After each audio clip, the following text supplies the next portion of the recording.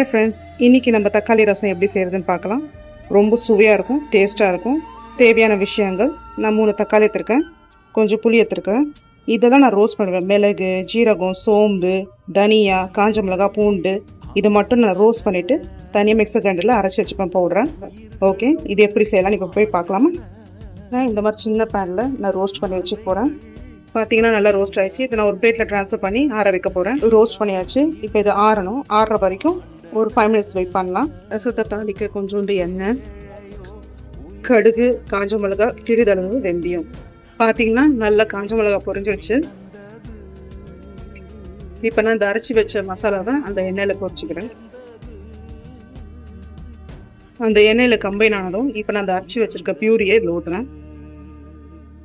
இப்போ இதில் நான் தேவையான தண்ணி, ரசத்துக்கு எவ்வளோ வேணுமோ அதுக்கு அந்த மாதிரி தண்ணி நான் ஊற்ற போகிறேன். அளவுக்கு தண்ணி ஊற்றுறேன்.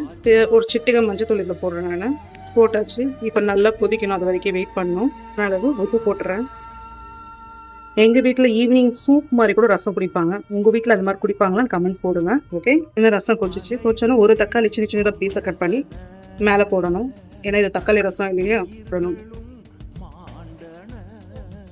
அவ்வளோதாங்க, சுட சுட ரசம் ரெடி ஆயிடுச்சு.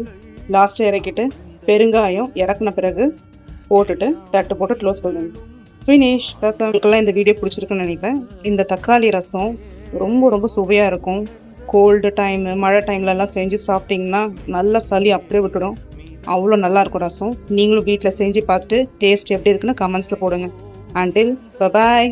திரும்பவும் நெக்ஸ்ட் கண்டென்ட்டோட சந்திக்கிறேன். மறக்காமல் சப்ஸ்கிரைப் பண்ணிக்கோங்க. பபாய். நுழைந்து வீடு ராஜாவின்